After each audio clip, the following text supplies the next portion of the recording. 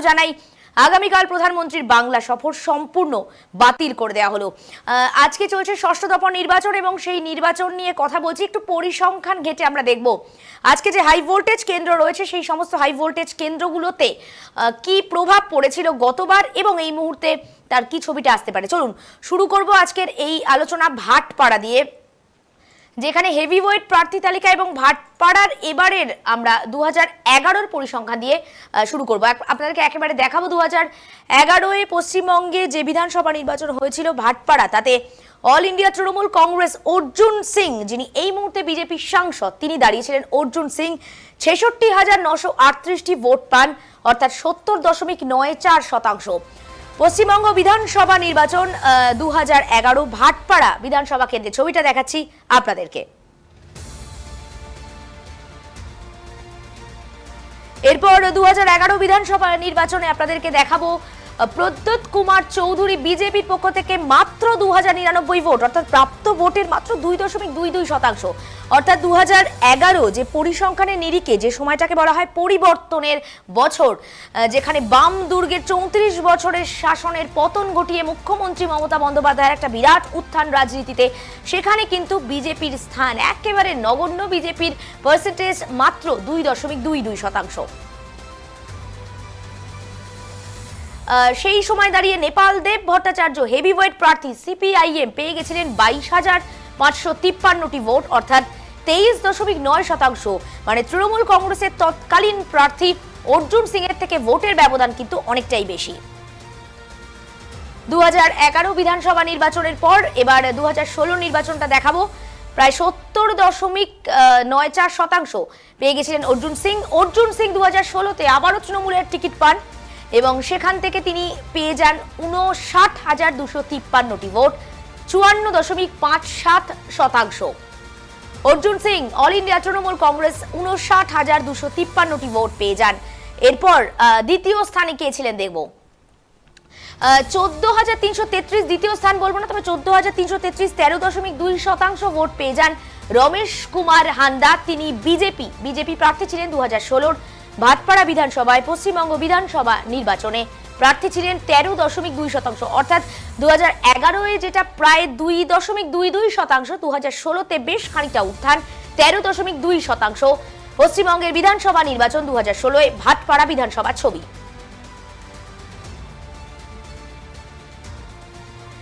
জিতেন্দ্র শাহ একেবারে নির্দল প্রার্থী হিসেবে দাঁড়িয়েছিলেন, প্রাপ্ত ভোট ছিল 30,318, 27.92%। জিতেন্দ্র শাহ ইন্ডিপেন্ডেন্ট ক্যান্ডিডেট মানে নির্দল প্রার্থী হিসেবে দাঁড়িয়েছিলেন, 30,318টি ভোট পেয়ে যান, অর্থাৎ 27.92% ভোট পেয়ে যান তিনি। ভাটপাড়া বিধানসভা কেন্দ্র 2016 সেই ছবিটা আপনাদের সামনে তুলে ধরলাম। 2021-এর বিধানসভা নির্বাচনে লড়াই চলছে 294টা আসন দখলের এবং সেখানেই আমরা বিভিন্ন পরিসংখ্যান দেখছি। ভাটপাড়া 2016-তেও টিকিট পেয়ে গেছিলেন স্বয়ং অর্জুন সিং, কিন্তু অর্জুন সিং এবার তিনি বিজেপি সাংসদ, তাই এবার ভাটপাড়া ছবিটা একটু অন্যরকম এবং সকাল থেকেই উত্তপ্ত বীজপুর, সে কথা বলাই বাহুল্য। এরপর বীজপুর বিধানসভা কেন্দ্র, এবার সেখানে মুকুল রায়ের পুত্র প্রার্থী হিসেবে দাঁড়িয়েছেন। বীজপুর বিধানসভা কেন্দ্রে শুভ্রাংশু রায়, তিনি কিন্তু অল ইন্ডিয়া তৃণমূল কংগ্রেস, একেবারে ঠিক দেখছেন, তৃণমূল কংগ্রেসের পক্ষ থেকে টিকিট পেয়ে যান এবং 2011 বীজপুর বিধানসভায় 65,479টি ভোট পেয়ে জয়লাভ করেন। প্রাপ্ত ভোট 51.49%। শুভ্রাংশু রায় এবারে পেয়েছেন বিজেপির টিকিট। একই বিধানসভা কেন্দ্র 2011 ছবিটা দেখাচ্ছি, সেখানে প্রাপ্ত ভোট 65,479।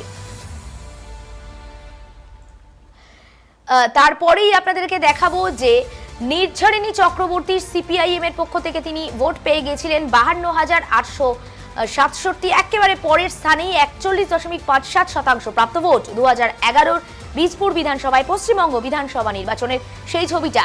2011 আবারও বলছি, সেই পরিবর্তনের যুগ, সেই সময় 52,867 ভোট সিপিআইএম প্রার্থীর। এর পাশাপাশি তৃণমূল কংগ্রেস সিপিআইএম দেখাবার পর বিজেপি প্রার্থী হিসেবে সেখানে দাঁড়িয়েছিলেন কমলাকান্ত চৌধুরী, বিজেপি প্রার্থী। প্রাপ্ত ভোট 4,841, অর্থাৎ 100% ভোটের যে ডিভিশন সেখানে 3.81% vote.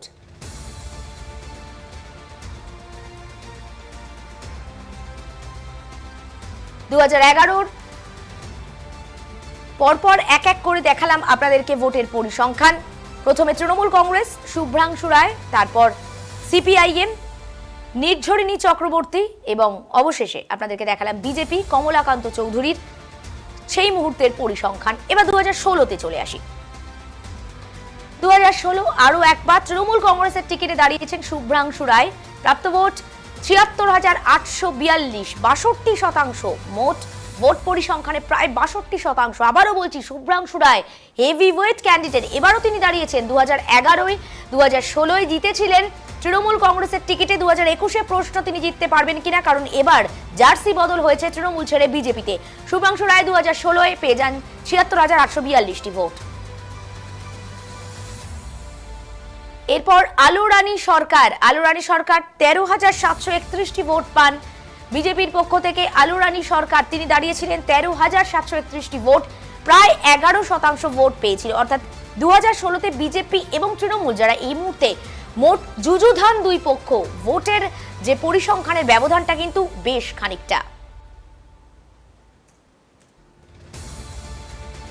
Doctor Rabindranath Mukherjee heavyweight নাম, সিপিআইএম এর পক্ষ থেকে দাঁড়িয়েছিলেন 2016-তে ২৮,৮৮৮, 23% ভোট পেয়েছিলেন। হেভিওয়েট প্রার্থী ডক্টর রবীন্দ্রনাথ মুখার্জি 2016-তে সিপিআইএম এর টিকিট পান ২৮,৮৮৮ এবং দ্বিতীয় স্থান অধিকার করেছিলেন প্রথম বিজয়ী শুভ্রাংশু রায়। এবার আসবো ব্যারাকপুর বিধানসভা কেন্দ্র। আজ সকাল থেকেই উত্তপ্ত ব্যারাকপুর বিধানসভা কেন্দ্র এবং সেই ব্যারাকপুর বিধানসভা কেন্দ্রের ছবিটা আপনাদেরকে এই মুহূর্তে দেখাতে চলেছি। আচ্ছা, 2011 থেকে শুরু করি। 2011-য় ব্যারাকপুর বিধানসভা কেন্দ্রে কে দাঁড়িয়েছিলেন? শিলভদ্র দত্ত।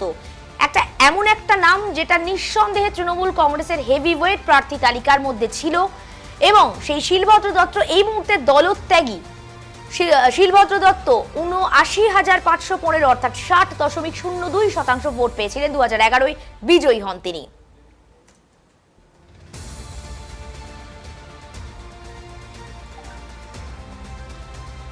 এরপর বিজেপির প্রার্থীর নাম দেখাচ্ছি, শম্ভুনাথ গুপ্ত। বিজেপির পক্ষ থেকে মাত্র ৫,০৪০টি ভোট, ৩.৮%। মানে 2011-র নিরিখে দাঁড়িয়ে থাকলে পরিষ্কার বোঝা যায় বিজেপির অস্তিত্ব সংকটে ছিল 2011-এ পশ্চিমবঙ্গে। সেখান থেকে 2016-য় অনেকটাই উত্থান। ব্যারাকপুর বিধানসভা কেন্দ্রে শম্ভুনাথ গুপ্ত তিনি হেরে গেছিলেন এবং ৫,০৪০টি ভোট পেয়েছিলেন, ৩.08%। ডক্টর মধুসূদন সামন্ত সিপিআইএম এর পক্ষ থেকে দ্বিতীয় স্থান পান ৪৩,৩৯২টি ভোট পেয়ে, ৩২.৭৫%। ব্যারাকপুর বিধানসভা কেন্দ্র 2011-র পরিসংখ্যান। দ্বিতীয় স্থানে ডক্টর মধুসূদন সামন্ত সিপিআইএম এর প্রার্থী, প্রাপ্ত ভোট ৪৩,৩৯২, অর্থাৎ ৩২.৭৫%।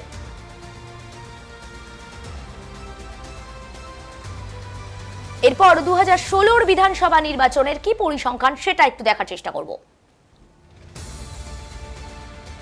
2016 বিধানসভা নির্বাচন, ব্যারাকপুর বিধানসভা কেন্দ্র, আবারও শিলভদ্র দত্ত এআইটিসি অর্থাৎ অল ইন্ডিয়া তৃণমূল কংগ্রেস, সর্বভারতীয় তৃণমূল কংগ্রেসের টিকিট পান এবং সেখানে জেতেন। 2011-র বিজয়ী বিধায়ক আবারও 2016-তে টিকিট পেয়ে জিতে যান।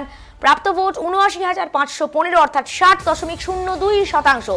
মানে শিলভদ্র দত্তের ক্ষেত্রে 2016-তে ব্যারাকপুর বিধানসভা কেন্দ্রে খুব একটা ভোট পার্সেন্টেজের হেরফের হয়নি 2011-র পর, যদিও 2021-এ তিনি বিজেপিতে যোগদান করেছেন। পশ্চিমবঙ্গ বিধানসভা নির্বাচন 2016, একই ছবি 2011-র পরে, অর্থাৎ শিলভদ্র দত্তর মোকাবেলা করার জন্য প্রধান প্রতিদ্বন্দ্বী হিসেবে সিপিআইএম এর পক্ষ থেকে আবারও ডক্টর মধুসূদন সামন্তকে দাঁড় করানো হয়। তিনি পেয়ে যান ৪৩,৩৯২, অর্থাৎ ৩২.৭৫% ভোট।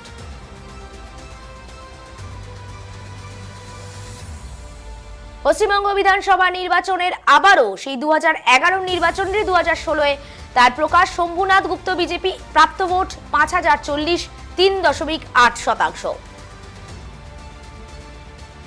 ব্যারাকপুর বিধানসভা কেন্দ্র হাই ভোল্টেজ বিধানসভা কেন্দ্র। এবারে নিঃসন্দেহে গুরুত্বপূর্ণ যে লড়াই ব্যারাকপুর বিধানসভা কেন্দ্রে, তার কারণটা হচ্ছে অবশ্যই তৃণমূলের পক্ষ থেকে রাজ চক্রবর্তী এবং বিজেপির পক্ষ থেকে মনীষ শুক্লার বাবা চন্দ্রমণি শুক্লা তিনি দাঁড়িয়েছেন এবার 2021-এর নির্বাচনে। পরিবর্তনের যে একটা বছর 2011, তারপর কেটে গেছে 10 বছর, 2021 অত্যন্ত চ্যালেঞ্জিং, হাই ভোল্টেজ। সেখানে দাঁড়িয়ে কিন্তু এবার ব্যারাকপুরে তৃণমূল কংগ্রেসের প্রার্থী, তারকা প্রার্থী রাজ চক্রবর্তী, চলচ্চিত্র পরিচালক, বিজেপির প্রার্থী নিহত মনীষ শুক্লার বাবা চন্দ্রমণি শুক্লা।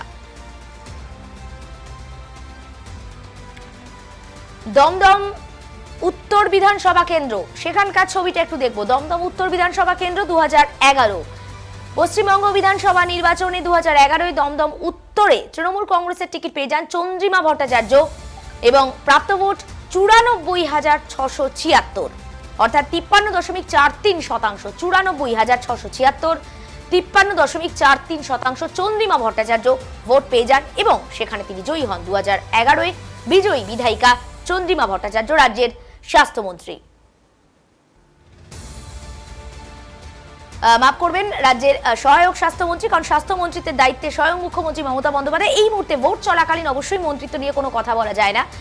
এরপর 2011 দমদম উত্তরে বলবো চন্দন রায় বিজেপি প্রার্থী 4,741টি ভোট পান, 2.68% ভোট।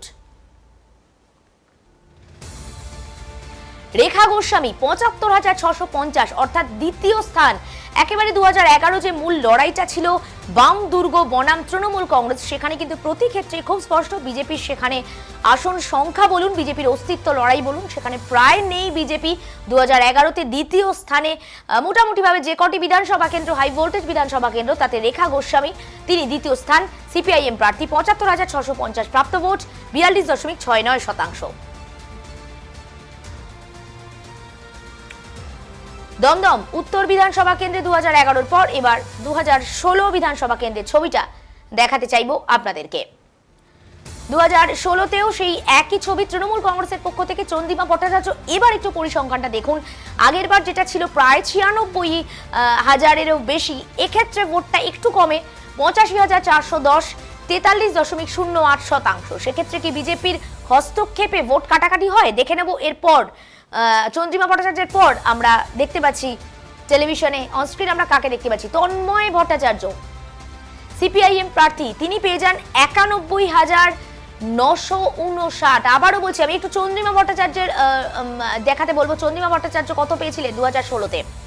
চন্দ্রিমা ভট্টাচার্য দমদম উত্তর বিধানসভা কেন্দ্রে 2016-তে কত পেয়েছিলেন একটু দেখতে চাইবো আরো একবার। তপন চন্দ্র দাস বিজেপির, চন্দ্রিমা ভট্টাচার্য আবারও দেখুন 85,410, অর্থাৎ 2016 বিধানসভা কেন্দ্রে চন্দ্রিমা ভট্টাচার্য দ্বিতীয় স্থানে। প্রথম স্থানে কে একটু দেখবো, সিপিআইএম প্রার্থী। সিপিআইএম এর প্রার্থী কে ছিলেন চন্দ্রিমা ভট্টাচার্যের পরে? অল ইন্ডিয়া তৃণমূল কংগ্রেসের পক্ষ থেকে চন্দ্রিমা ভট্টাচার্য, তন্ময় ভট্টাচার্য সিপিআইএম প্রার্থী 91,959, 46.38% প্রাপ্ত ভোট। এর পাশাপাশি বিজেপির পক্ষ থেকে কে দাঁড়িয়েছিলেন সেটা একটু দেখবো। তপন চন্দ্র দাস বিজেপি, অনেকটাই ভোট বাড়ে, প্রায় 5,000 থেকে 15,000, অর্থাৎ প্রায় 10,000 ভোটের উত্থান, 15,420, 7.77%। মনে রাখতে হবে এক্ষেত্রে দমদম উত্তর বিধানসভা কেন্দ্র এবং বাকি বিধানসভা কেন্দ্রগুলোতেও কিন্তু নতুন ভোটারের সংখ্যা, সেটার একটা প্রভাব পড়েছিল বিধানসভায়, নিঃসন্দেহে সে কথা বলাই যায়।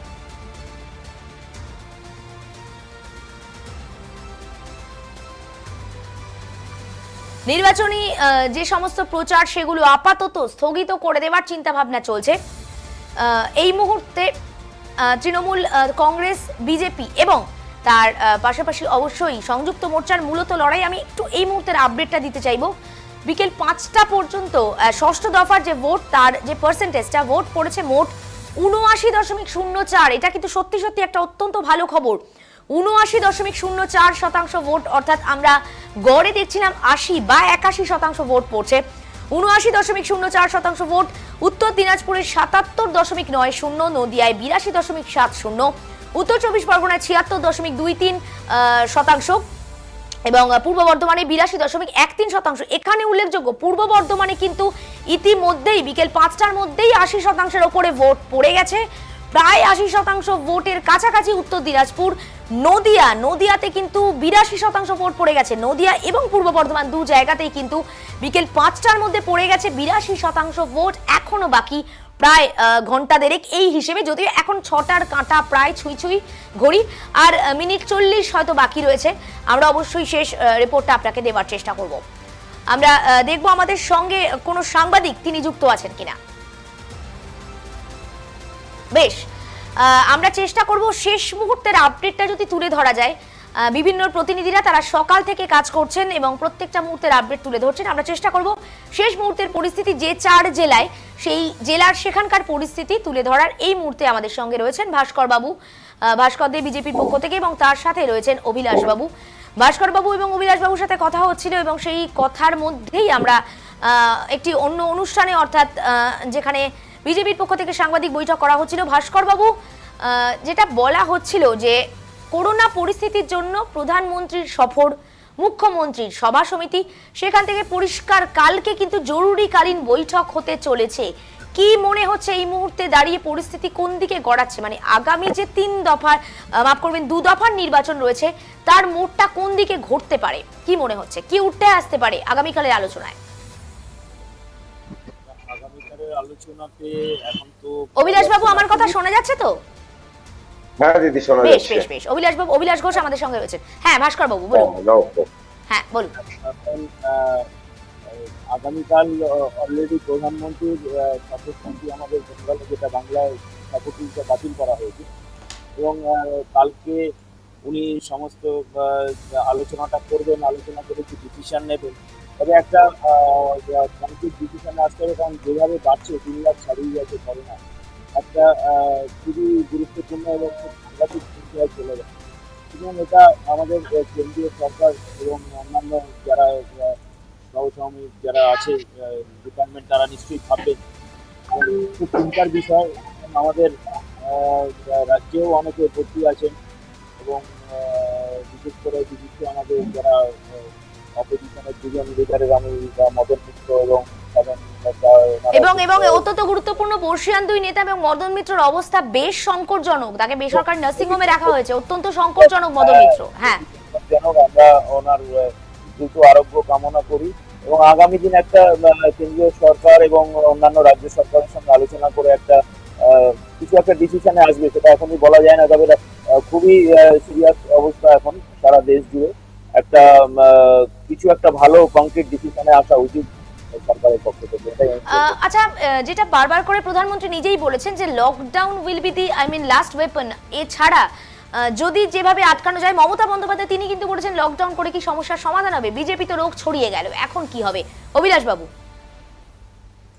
হ্যাঁ দিদি, গতকালের প্রধানমন্ত্রীর পশ্চিমবঙ্গের সমস্ত সভা, মিটিং, মিছিল বাতিল, এবং উনি কোভিড-19 নিয়ে কেন্দ্রীয় ভাবনায় আগামীকাল কেন্দ্রীয় ভাবনায় তিনি থাকছেন, এবং ভারতবর্ষের কোভিড মোকাবিলা করার জন্য তিনি তার চিন্তা ভাবনা রাখবেন, এবং সমস্ত রাজ্যের যে সমস্ত মুখ্যমন্ত্রীরা রয়েছেন বা আমলারা রয়েছেন তাদের সঙ্গে আলোচনা করবেন। এটা একটা মানবিক দিকের পরিচয় দিদি। আগে তো ভোট অবশ্যই নয়, আগে মানুষের জীবন আমরা সবাই চাই। এবং এই ভোট এবং এই কোভিড পরিস্থিতির মধ্যে অভিলাষ বাবু ভোট কিন্তু পড়ছে। আমি একটু পার্সেন্টেজটা বলবো। বিকেল 4:30 পর্যন্ত নদিয়ার 9টি কেন্দ্রে কত শতাংশ ভোট পড়েছে একটু দেখবো। চাপড়ার 352টি বুথে প্রায় 2,47,207 জন ভোটার রয়েছেন। ভোট পোল হয়েছে 77.55%। কালীগঞ্জে 349টি বুথে ভোটার 2,47,253। মোট পোল হয়েছে 74%। করিমপুরে 350টি বুথে 2,50,860 জন ভোটার। ভোট পোল হয়েছে 68.93%।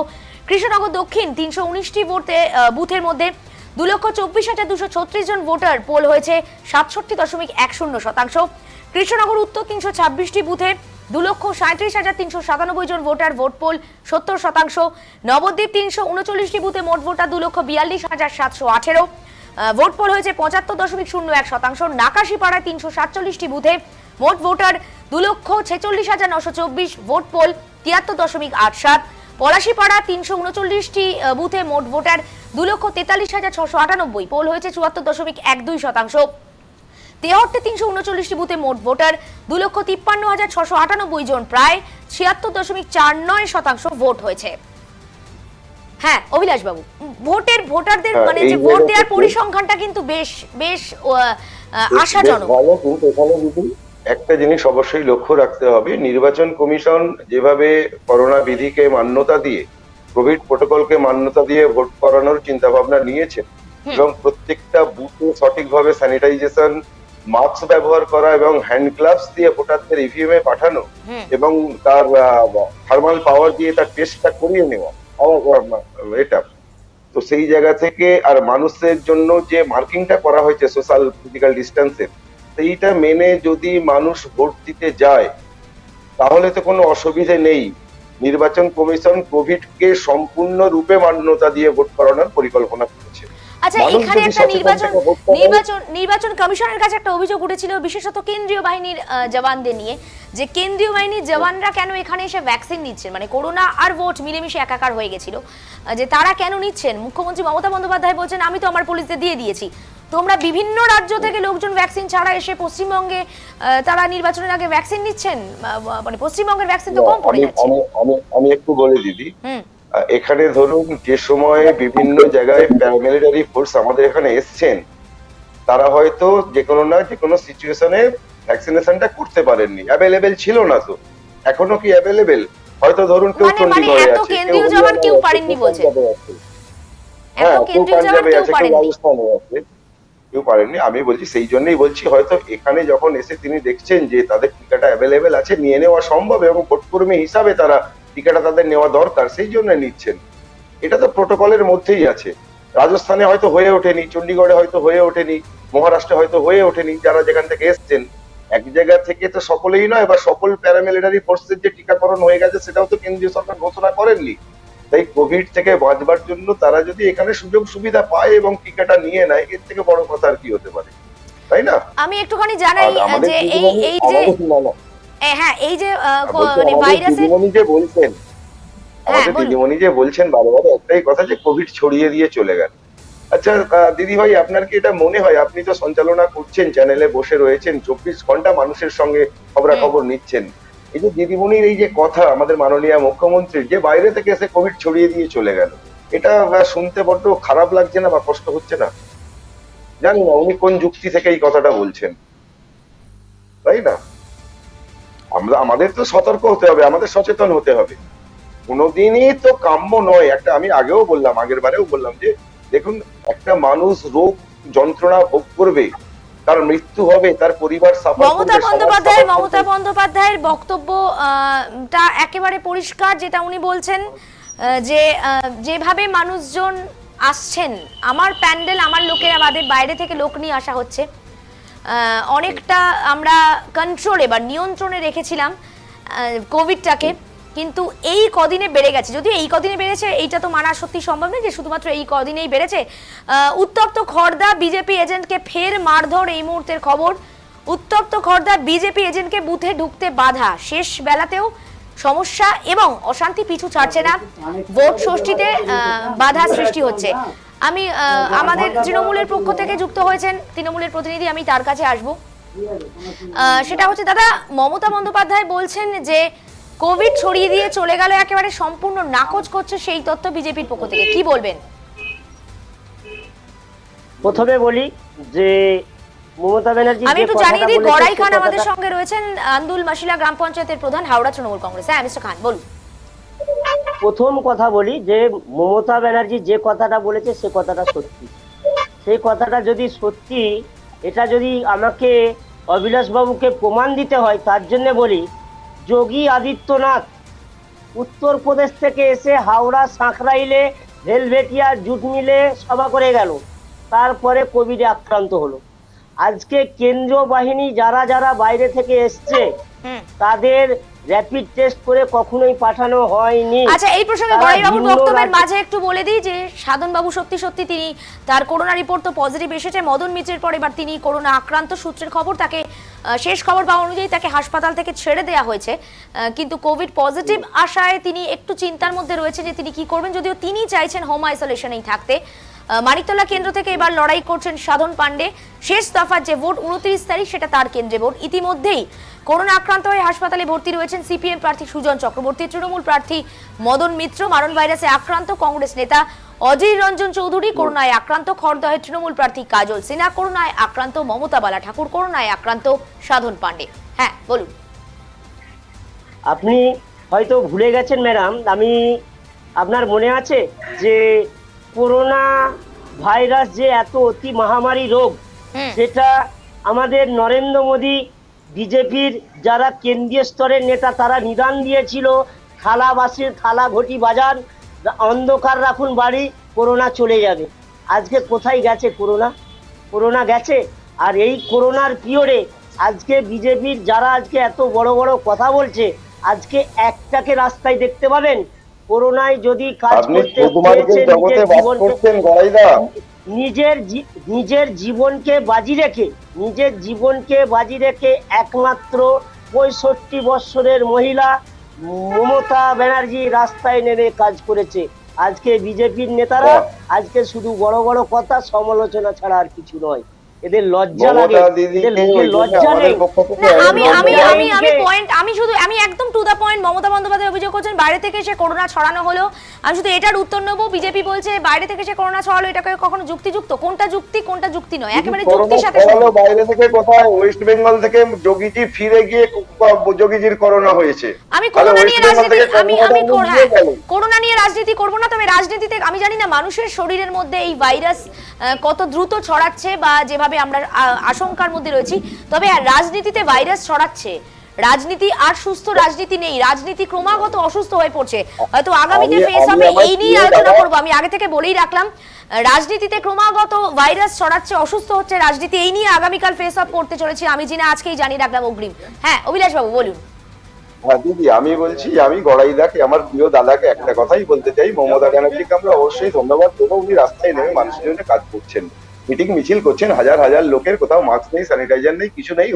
উনি ধন্য মুখ্যমন্ত্রী আমাদের জন্য। বাট যোগীজি সাগরাইলে সভা করে গেলেন, তারপরে যোগীজি কি সেখান থেকে করোনা নিয়ে এলেন না এখান থেকে করোনা নিয়ে গিয়ে তিনি উত্তরপ্রদেশ থেকে নিয়ে এসছে, উত্তরপ্রদেশ থেকে নিয়ে এসেছিল, উত্তরপ্রদেশ থেকে নিয়ে এসেছিল। হ্যাঁ হ্যাঁ হ্যাঁ, তো এখান থেকে গিয়ে যোগীজি উত্তরপ্রদেশে আক্রান্ত হননি তো? বুঝতে পারলাম ব্যাপার, কথা যাই হোক। হ্যাঁ, উত্তরপ্রদেশ করোনা বিশাল ভয়াবহ ব্যাপার আছে, ওই জন্য উত্তরপ্রদেশ থেকে উনি নিয়ে এসছেন। দেখুন বড়াইদা, আমি একটা কথা বলি, কিছু মনে করবেন না। আপনি আমার সম্মানীয় দাদা নেতা, আপনি জনগণের সঙ্গে থাকেন, জনসংযোগ আপনার রয়েছে, আপনি সম্মানীয় প্রধান। বাট খোলসটাকে একটু ছাড়ুন না দাদা, খোলসের বাইরে একটু বেরোনোর চেষ্টা করুন। মানুষ যখন মুখ আর মুখোশটাকে এক করে ফেলবে না, তখন তো আপনাদের মহা বিপদ হয়ে যাবে। তাই মুখ আর মুখোশকে যদি এক করে ফেলেন, মুশকিল হয়ে যাবে। কথা বলার বলছেন ঠিক আছে, মুখোশ তো মুখ আর মুখোশ তো আপনাদের, মুখ আর মুখোশ আপনাদের। কারণ আপনার মনে আছে, আপনার মনে আছে দিদি একটু আগে পরিসংখ্যান দেখাচ্ছিলেন না,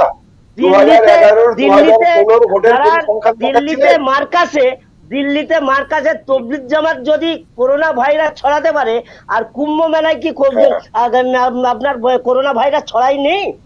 আপনারা বলুন, সঠিক কথাটা বলুন, এটা বলতে হবে। আপনারা সবসময় একটা ধর্মকে টার্গেট করে এটা রাজনীতি করা, এটা ঠিক নয়। ধর্ম বর্ণ নির্বিশেষে কাজ করুন। আবার সেই ধর্মের কথায় আসছেন। ভালোবাসুন না নিজেকে, ভালোবাসুন নিজের ধর্মকে। শুনুন, আমি বলছি, আপনি যে বললেন না যে মুখোশ আমরা পরে আছি, কিরাম ভালোবাসো আপনি নিদান দেবেন। মুখোশ আমরা পরে আছি, আমি কাকে কিরাম ভালোবাসবো, কাকে বেশি ভালোবাসবো কি কাকে কম ভালোবাসবো, অসুস্থ স্পষ্ট উত্তর চাই দুই দলের কাছেই। আমি যেটা বলছি, আপনি বললেন না যে অ্যাকচুয়ালি ব্যাপারটা কি, দেখুন, মুখোশ আমরা যেটা পরে আছি, আমাদের মুখোশটা কিরকম বলুন তো? মুখোশের আড়ালে আর কিছু নেই, একটাই জিনিস আছে, সেটাই মুখোশ। আর আপনারা মুখটাকে এক করে রেখেছেন, মুখোশটাকে এক করে রেখেছেন। আর আমরা দিদি একটু আগে ভোটের তথ্য দেখাচ্ছিল না, 2011 2016, আপনি নিজেই বিচার করুন না। 2011 বিজেপির অবস্থান, 2016 বিজেপির অবস্থান, 2019 42 18 আর 2021 আজকে আপনারা কাঁপছেন, থরহরি কম্পমান। মানুষ তাহলে কাদের গ্রহণ করছে? মানুষের জনাদেশ কোন দিকে যাচ্ছে? মানুষের ভাবনা চিন্তা কোথায় গিয়ে পৌঁছাচ্ছে? আপনাদের উন্নয়নের জোয়ার গোটা পশ্চিমবঙ্গ জুড়ে এতটাই 10 বছর ধরে বয়ে গেছে, বুঝতে পেরেছেন? সেই জন্যই বলছি যে খোলস থেকে বেরিয়ে আসুন। যোগীজি এখানে উত্তরপ্রদেশ থেকে এসে আপনার সাগরাইলে করোনা ছড়িয়ে দিয়ে গেল। দাদা, আপনি আক্রান্ত হয়েছেন নাকি? যোগীজির সবাই কি আমাদের সাধন পান্ডিজি ছিলেন না মদন মিত্রজি ছিলেন? না, আমি থালা বাজাইনি, আমি থালা বাজাইনি, না না থালা, আমি থালা আপনি বাজাইনি। মানবিক গুণের অধিকারী তো হতে পারলেন না, থালা বাজানোটা কোন আমি পর্যায়ে ছিল বলছি- সেই প্রেক্ষাপটটাকে ভাবুন। আমি থালা আপনি বাজাইনি দাদা, জনতা কারফিউ আমি কোন থালা পর্যায়ে বাজাইনি, ছিল ভাবুন। আমি যখন থালা ভারতবর্ষের বাজাইনি। মানুষ এবং ঐক্যবদ্ধভাবে, আপনি শুনুন, আপনার- প্রধানমন্ত্রীর কথায় আমাকে- যখন, আমাকে বলতে দেবেন একটু দাদা, একটু বলতে দিন। বলুন। প্রধানমন্ত্রীর হ্যাঁ, বলুন। কথায় যখন সারা দেশের মানুষ দলমত নির্বিশেষে, ধর্ম বর্ণ নির্বিশেষে একটা টাইমে রাত্রিবেলা সমস্ত বাড়ির লাইট অফ করে দিয়ে প্রদীপ জ্বালিয়েছিল, সেদিন আর কোথাও কিছু হোক না হোক বা না হোক, সেদিন তৃণমূলের ফিউজ হয়ে গিয়েছিল যে একটা ভারতবর্ষ একটা মানুষের কথায় এক সুরে বাজতে পারে কি করে। সেদিন কেউ দল দেখেনি, ধর্ম দেখেনি, সিম্বল দেখেনি। সেদিন ভারতবর্ষের কোভিড মোকাবিলা করার জন্য প্রধানমন্ত্রীর একটা কথায় গোটা ভারতবর্ষের আলো অফ হয়ে গিয়েছিল, প্রদীপ জ্বলে উঠেছিল। ঠিক সেইভাবেই কাঁসর ঘন্টা বেজে উঠেছিল, থালা বাসন বেজে উঠেছিল প্রধানমন্ত্রীর কথায়। আমাদের দিদি ভাইয়ের মতো রাস্তায় দাঁড়িয়ে কাঁসর ঘন্টা বাজিয়ে ক্যা ক্যা ছি ছি করতে হয়নি। আপনি যোগীজির কথা বলছেন, এই যোগীজি উত্তর প্রদেশে যারা ভারতীয় সম্পত্তিকে নষ্ট করেছিল, ধ্বংস করেছিল, তাদের থেকে ক্ষতিপূরণ আদায় করেছিলেন ওই যোগীজি। ঠিক আছে, লুঙ্গি বাহিনীকে ড্যান্স করে রেলওয়ে সম্পত্তি ধ্বংস করে দেওয়া হয়েছিল, প্ল্যাটফর্ম ভেঙে আগুন এই যে জ্বালিয়ে দেওয়া হয়েছিল, এই যে একটা কথা আগুন জ্বালিয়ে বললেন দেওয়া হয়েছিল, লুঙ্গি বাহিনী, ক্ষতিপূরণ দিয়েছিল। লুঙ্গি বাহিনী, আপনার দিদি ভাই নিতে পারেনি, শুনুন, আপনার দিদি আপনিও ভাইয়ের একজন পিছনে মানুষ, ভয় আছে, ভোট আপনিও বাঁচতে হয়। সন্ধ্যের পরে যদি লুঙ্গিটা পরেন, পশ্চিমবঙ্গে আর আজ সেই থেকে লুঙ্গিটা তথ্যটা পরলে দিতে আপনি একটা পারতেন যারা, অমানুষ পর্যায়ে দাদা পড়বেন। আপনার সাকরাইল স্টেশনের কি অবস্থা ছিল দাদা? আপনার সাকরাইল আমি স্টেশনের বলছি টিকিট আপনি কাউন্টার ভেঙে সন্ধ্যের পরে দেওয়া হয়েছিল, লুঙ্গিটা আগুন পরে লাগিয়ে দেওয়া হয়েছিল, যদি বাড়িতে থাকেন আপনি আপনার কিন্তু মুরুব্বি অমানুষ হয়ে সমস্ত যাবেন। আপনার এলাকায় করেছেন ক্ষতিপূরণ আপনি দিতে। বলছি লুঙ্গিটা আজকে সেই একই সন্ধ্যের কথা পরে বলে পরলে যাচ্ছেন আপনি কিন্তু অমানুষ হয়ে যাবেন। হ্যাঁ, আপনি গোড়াই খানের ঠিকই মতন বলেছেন, সন্ধ্যের পরে আপনি তো লুঙ্গিটা পরলে মহাপুরুষের অমানুষ অধিকারী, হয়ে যাবেন। আপনি সুমানুষ। বুঝতে পেরেছি তো। আজকে তাহলে যখন আপনাদের এসব পাচ্ছেন মুখের না, ভাষা মানুষের ভালো লাগে না। জনাদেশ যখন শুনুন, অন্যকে বলতে শুরু মমতা করেছে, ব্যানার্জিকে আপনার বলছেন উন্নয়নের বারগুন্ডা করতে ফান্ডের হবে। থেকে যখন মানুষ মুখ দিয়ে নিচ্ছে, মমতা ব্যানার্জিকে যত বলেন বারগুন্ডা ভাবনা করতে হবে। আপনাদের একটা হয়ে দাঁড়ায়। মহিলাকে আপনারা এইরকম ভাবে অকথ্য ভাষা বলতে পারেন? আপনার বাড়িতে ও মামুন নেই, দাদা, দিলীপ ঘোষের বাড়িতে দাদা, মামুন নেই। আমার প্রিয় দাদা গড়াইদা, আমার আমার আমার প্রধানমন্ত্রী, যশস্বী প্রধানমন্ত্রী, আমাদের দিদিমণিকে, মাননীয় মুখ্যমন্ত্রীকে যশস্বী দিদি, নয়, ও বজ্জাত দিদি, প্রধানমন্ত্রী। দিদি, ও যশস্বী দিদি নয়, বলে বজ্জাত সম্বোধন করেন। প্রধানমন্ত্রী। দিদি 15 বলে লক্ষ সম্বোধন টাকার করেন। কোট পরে, তুই তো শুনুন, বলেন করেন 10 লক্ষ না। টাকার কোট শুধু পরেনি, জনগণকে 15 ও লক্ষ দাদা, টাকার টুপিও পরিয়েছে। তুই তো গাড়ি করেন আপনি না, জানুন, দিদিকে দিদি আপনি বলেই জানুন। সম্বোধন দেন। আজকে হ্যাঁ। আপনাকে বেশ বলুন। আমি টিভি মিডিয়ার মধ্যে দেখতে পাচ্ছি, আপনার সাথে আমার আলাপ পরিচয় হয়েছে এবং আগামী দিনে হবে। হ্যাঁ। এবং আমি আপনাকে দেখবো হ্যাঁ। এই করোনার পিরিয়ডে আপনি হ্যাঁ। কতটা রাস্তায় নেমে কাজ করেন। ভোট হয়ে যাবে, ঠিক আছে দাদা, আপনি মিডিয়া থেকে আপনি ঘুরে দেখতে ঘরে বসে পাবেন। থাকবেন। আপনি আপনার জনগণের বাড়ির কথা ভাববেন আশেপাশেই না। দেখবেন, যদি কেউ ভাবে ওই হয় যদি জানি মহিলাটাই তো, জানি তো, বলুন। আবার কেন্দ্র থেকে লরি ভর্তি চাল আসবে। আপনারা তো এটাই চাইছেন, লকডাউন হোক, কেন্দ্র চাল পাঠাক, লরি ভর্তি চাল কেন্দ্রীয় গোডাউন থেকে অন্য গোডাউনে চলে গিয়ে স্ট্যাম্প বদল হয়ে যাক। চাল চুরির টাকায় আবার আমরা মৌজ মস্তি করবো আর ভোটের জন্য পার্টি ফান্ড তৈরি করব। এই তো দাদা আপনাদের ফান্ডটা কি হলো? রাজনীতি বলে খারাপ। পিএম কোর্সের ফান্ড দাদা, আজকে বলি বলে বিজেপির খারাপ। নেতাদের পকেটে টাকা নিয়ে হ্যাঁ। ভোট কেনার জন্য ঘুরছে। পিএম কোর্সের টাকা হ্যাঁ, হ্যাঁ, হ্যাঁ। আজকে প্রধানমন্ত্রী হ্যাঁ। ত্রাণ তহবিলের টাকা আপনারা দিতে পারবেন হিসাব? হ্যাঁ। বাহ, বাহ, বাহ, বাহ। প্রধানমন্ত্রী ওই জন্য ত্রাণ তহবিলের হাজার টাকা হাজার হিসাব দিতে কোটি পারবেন? টাকা আমপানের, ওই জন্য আজকে হাজার দিন। হাজার কোটি টাকা আমপানের কোথায় গেল দাদা? হাজার হাজার কোটি আপনারা তো টাকা, খুলে কত কোটি খুলে টাকা উঠলেন, দিয়েছেন? প্রধানমন্ত্রী আবাস 4,000 কোটি যোজনার টাকা আমাদের ভাবনা আপনার ছিল, জন্য ঘর allot দিয়েছেন করতে 1000 কোটি টাকা টাকা। বড় বড় বড় বড় বলবেন। কথা বলবেন না অভিলাষ বাবু, না, বড় বড় কথা বলবেন না। ও 1000 দাদা, কোটি টাকা আমি দিয়েছেন। ঝগড়া করবার জন্য আপনার সঙ্গে বসিনি। আপনি যদি চেঁচান আমি কথা বলবো কি করে? আপনি যদি চেঁচান আমি আমি কি বলছি- করে কথা বলবো? আমি আপনি বলছি শুনুন না। 1000 কোটি আবার- টাকা দিয়েছেন। আবার শুনুন, আবার আপনার আপনারা শুনুন, চাইলে আপনার শুনুন, হ্যাঁ আপনার শুনুন, বলুন 1000 কোটি টাকা দিয়েছেন, 1000 কোটি টাকা দিয়েছেন। আজকে হ্যাঁ। আমফানে ক্ষতিগ্রস্ত পরিবারদের হিসাব ছিল 450 কোটি টাকা।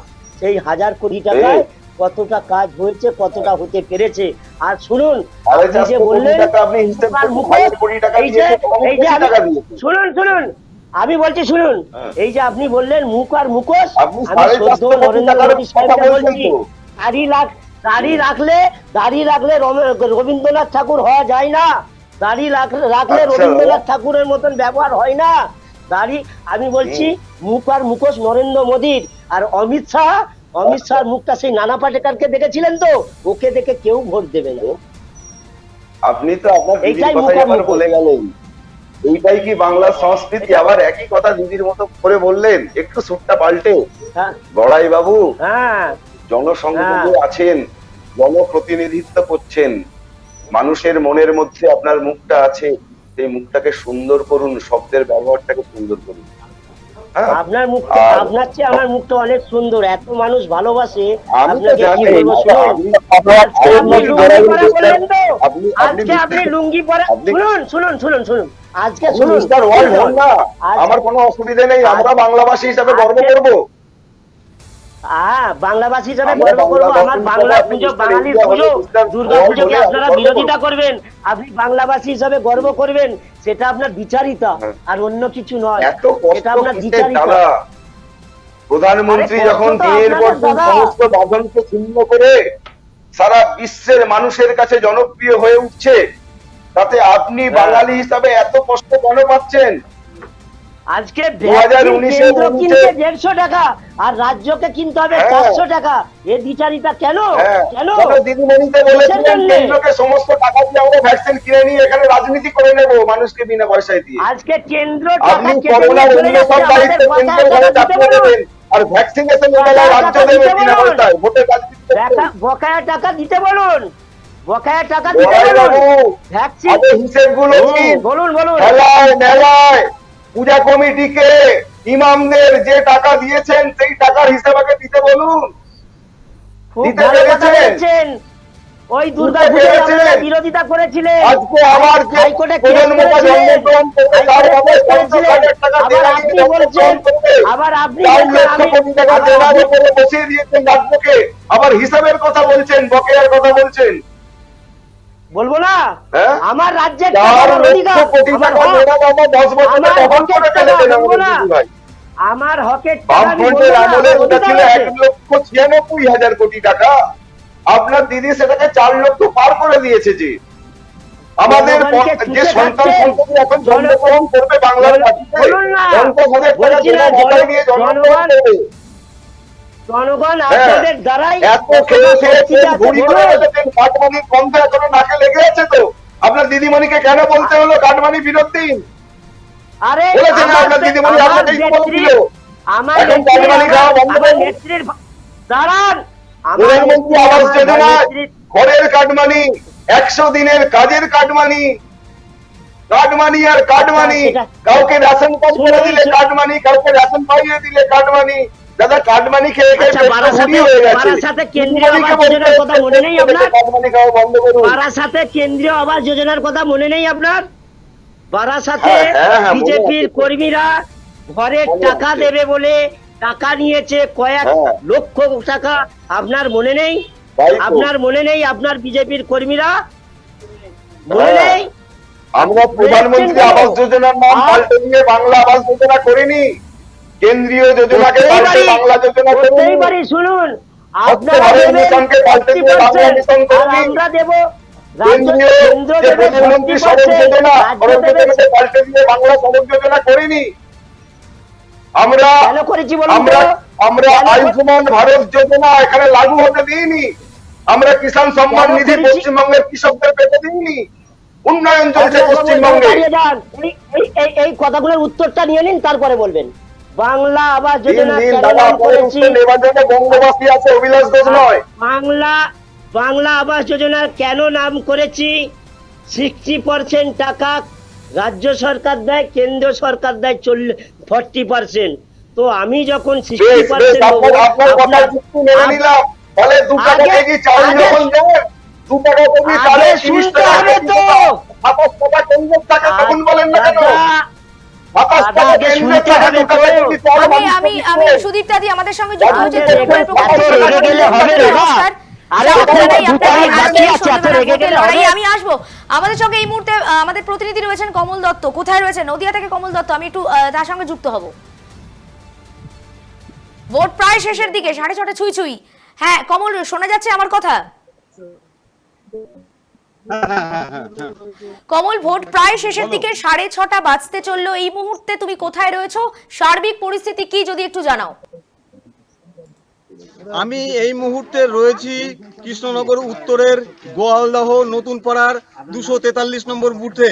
এখানে যেটা জানা যাচ্ছে যে সকাল থেকে নদিয়া জেলার 6ষ্ঠ দফা নির্বাচন ভোট গ্রহণ শুরু হয়েছে। বিভিন্ন জায়গায়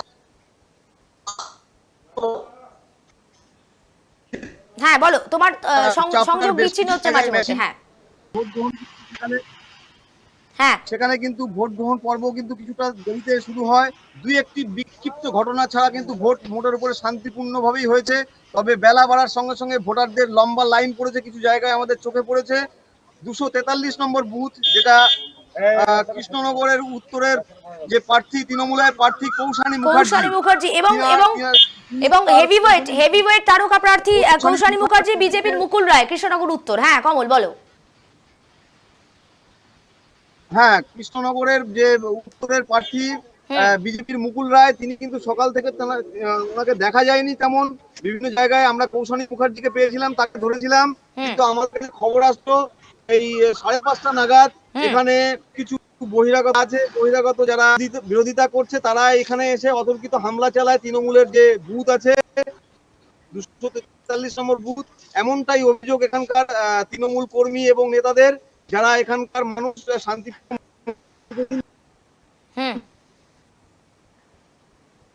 হ্যাঁ কমল, হ্যাঁ বলো কি হয়েছিল এখানে। আজকে বিগত আমি ছোটবেলা থেকে এই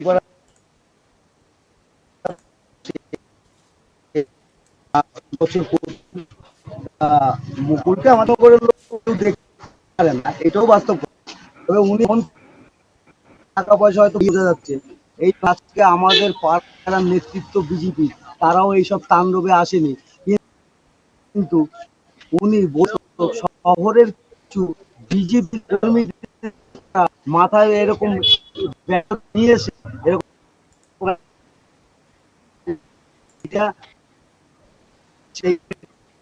আমার মনে হয় একেবারে সংযোগ মাঝে মধ্যে বিচ্ছিন্ন হয়ে যাচ্ছে। কৃষ্ণনগর উত্তর থেকে আমাদের প্রতিনিধি কথা বলছেন, কমল দত্ত। আমার মনে হয় সংযোগ বিচ্ছিন্ন হয়েছে। ধন্যবাদ কমল, আমরা চেষ্টা করবো আবারও যদি তোমার সাথে সংযুক্ত হওয়া সম্ভব হয়। এবং কৃষ্ণনগর উত্তর হেভিওয়েট প্রার্থী মুকুল রায় বনাম মূলত কৌশানী মুখার্জির লড়াই, মানে এখানে লড়াইটা মূলত দ্বিমুখী হবে মনে করছেন অনেকে। সুদীপ্তাদি রয়েছেন। সুদীপ্তাদি, 6ষ্ঠ দফা ভোট ষষ্ঠী, এই মুহূর্তে করোনা আবহের মধ্যে যে সার্বিক ছবিটা পাওয়া যাচ্ছে, প্রায় আর হয়তো 12 মিনিট বাকি রয়েছে, কি মনে হচ্ছে, কি অবস্থান থাকছে সুদীপ্তাদি? দেখুন, সারাদিনে বিক্ষিপ্ত কিছু ঘটনা ছাড়া মোটের ওপর ভোট শান্তিপূর্ণই বলা চলে। এখন মানুষ মোটামুটি গণতন্ত্রের উপর বিশ্বাস রেখে পদ্ধতিতে ভোট দেওয়ার চেষ্টা করেছে। কিছু কিছু জায়গায় কিছু ঘটনা ঘটেছে যেগুলো অনভিপ্রেত আসলে সেগুলি কেন্দ্রীয় বাহিনীর অনভিজ্ঞতাই আমি ব্যবহার করবো এই মুহূর্তে, সেটা দিয়ে শুরু করবো আর কি। অনভিজ্ঞতার কারণেই আর কি কিছু কিছু সমস্যার সৃষ্টি হয়েছে। এছাড়া মোটের ওপর যত পার্সেন্ট ভোট পড়েছে সারাদিনের এই প্রচন্ড দাবদাহের মধ্যেও, আবার উত্তরবঙ্গে বৃষ্টিও হয়েছে, এইসব মিলিয়ে ঝড় বৃষ্টি মিলিয়ে যা ভোট হয়েছে, এটা আজকের দিনটা স্যাটিসফ্যাক্টরি বলা চলে। 4 থেকে বড় কথা হচ্ছে কোনো এখনো পর্যন্ত আমি যা জানি কোনো লাশ পড়েনি, লাশের রাজনীতি হয়নি। এটা একটা খুবই আশার কথা পশ্চিমবঙ্গের বর্তমান পরিস্থিতিতে। শীতলকুচির ঘটনার পর থেকে প্রতিটি মানুষ আতঙ্কে থাকছেন। আমাদের সঙ্গে ভাস্কর বাবু আছেন, ভাস্কর দা বিজেপির পক্ষ থেকে। ভাস্কর দা, যেটা সুদীপ্তাদি বলছেন যে একটা আশার খবর যে কোনো লাশ পড়েনি, মানে এই জায়গায় রাজনীতি পৌঁছে গেছে, আমরা আশ্বস্ত হচ্ছি যে না লাশ পড়ছে না, কতটা অন্যরকম, মানে কতটা কঠিন হয়ে যাচ্ছে। নির্বাচন কমিশনার চাপে পড়ে গেছে ভাস্কর বাবু, নির্বাচন কমিশনার চাপে পড়ে গেছে। যেভাবে অত্যাচার করেছিল নির্বাচন কমিশনার চাপে পড়ে গেছে। আচ্ছা, আমি তো ভাস্কর বাবুর কথা শুনবো। হ্যাঁ বলুন। ম্যাডাম তৃণমূলের যিনি এসেছেন, ওনার মুখ থেকেও লাশের কথাটাই এলো, মৃতদেহ কথাটা এলো না, বা কোনো মানে অপ্রীতিকর কথা বা এরকম কোনো কথা এলো না। মানে লাশটা তৃণমূলের একটা মানে রাজনৈতিক অঙ্গাঙ্গি ভাবে যুক্ত হয়ে গেছে, কারণ আমরা সেটা, ম্যাডাম কিছু মনে করবেন না, এটা আলোচনা হচ্ছে, তো এটা আমরা একটা ভিডিওতে তো দেখেছিলাম। না না, একটা আমি এনজয় করছি, আপনি বলুন। না, সেটা আমাদেরও কিছু হতে পারে ভুলভ্রান্তি, আপনাদেরও সেটা না, আমি বলছি এটা একটা ভিডিওতে তো আমরা দেখেছিলাম যে কিভাবে লাশকে আটকে রাখো এবং আমি না যাওয়া অডিও টেপ। অডিও টেপ, তো সেটাও হয়েছে। তো সেটার পরিপ্রেক্ষিতে এটা আসলে কি শুনতে শুনতে দলগতভাবে দলীয় কর্মীদের মধ্যেও এটা ছড়িয়ে যায়। তো এটাও একটা ছোঁয়াচে রোগের মতোই বলতে পারেন। আমি ম্যাডামকে কোনো দোষ দেবো না। তো ম্যাডামের একটা কথা আমার খুব ভালো লাগলো যে কোনো মানে মোটের উপর ভোট শান্তিপূর্ণ, এটা আমিও ওনার সঙ্গে একমত। এবং কেন্দ্রীয় বাহিনী ছিল বলে আমি মনে করি, এটা রাজ্য পুলিশ থাকলে কতটা হতো বা না হতো আমি সেই প্রসঙ্গে যাব না, তবে এটা তো ঠিক কেন্দ্রীয় বাহিনী ছিল বলে আজকে কিন্তু 80% উপর ভোট আজকে অলরেডি পড়ে গেছে। সুতরাং মানুষ কিন্তু এটা কিন্তু গুরুত্বপূর্ণ, কারণ ভোট কিন্তু পড়ছে, মানে সবকটা দফাতেই আমরা দেখেছি প্রচুর ভোট পড়েছে। প্রথম দফা থেকেই কিন্তু মানুষ ভোট দিচ্ছে only due to central force. কারণ বলছি, রাজ্য সরকারের যে পুলিশ আছে, আমি তাদেরকে অসম্মান করছি না, কিন্তু তারা যেভাবে পরিচালিত হয়, আমার মনে হয় সেন্ট্রাল বাহিনী সেভাবে পরিচালিত হতে পারে না বা তারা হয় না। সেই কারণেই তারা কিন্তু নিউট্রালি ভোটের লাইনটা বা ভোটের বুথের ভিতরটা তারা পরিচালনা করে, যার জন্য মানুষ কিন্তু এত গন্ডগোল, এত আশঙ্কা, এত বোমাবাজি, এত কিছু, তার মধ্যেও মানুষ কিন্তু যে 80% উপর ভোট অলরেডি পড়ে গেছে, এত ভাবে পড়বে, এটা কিন্তু সত্যি আশাব্যঞ্জক। এবং আমি চাইবো যে বাকি যে সময়টা আছে সেটাও শান্তিপূর্ণভাবে ভোট হবে এবং আমাদের এই রাজনৈতিক লড়াইতে চলবেই, আমরা মিডিয়া দেখে চলবে, কিন্তু ভোট যেন শান্তিতে পড়ে এবং কোনো মানুষের যেন কোনো ক্ষতি না হয়, এটাই আমার কাম্য। সুদীপ্তাদি কি বলবেন? হ্যাঁ বলুন বলুন বলুন।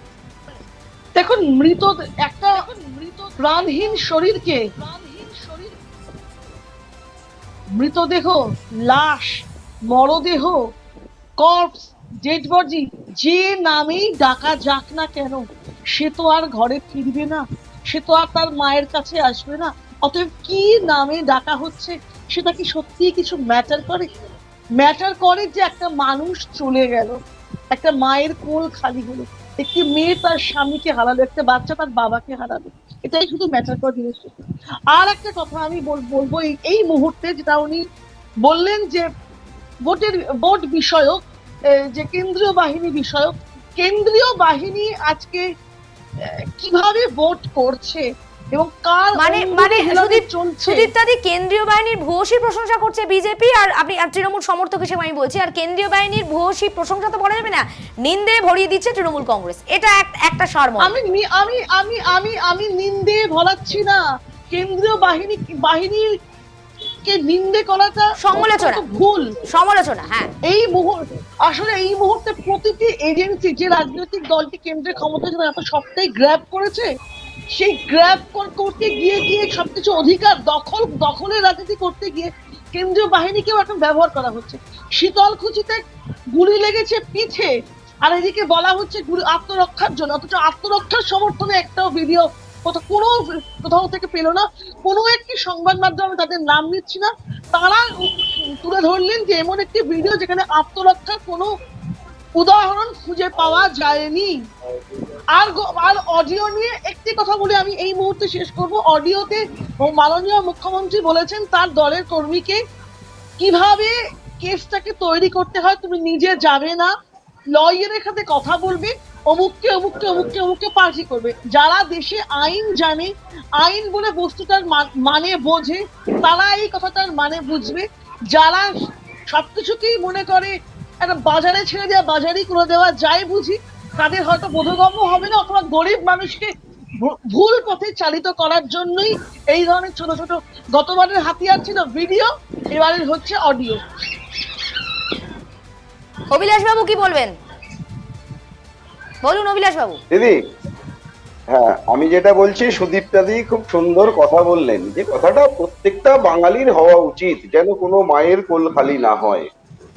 কিন্তু আজকে বাংলার মানুষ যে মাটি মানুষের সরকারকে 10 বছর ধরে দেখলো, সেখানে দেখতে গিয়ে দেখলো মাটি ফেটে চৌচির হয়ে গেছে, মা কাঁদছে, মায়ের বুক খালি হয়ে যাচ্ছে, তো মা কাঁদছে, মায়ের কেঁদে কেঁদে চোখের জল শুকিয়ে গেছে।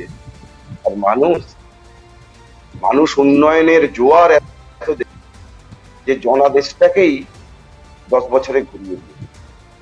কারণ মানুষ বলছে, আমরা শুনেছি, এ কোন সকাল যা রাতের চেয়েও অন্ধকার, কি সূর্য নাকি মানুষের চিতা, এ কি পাখির কুজন নাকি হাহাকার।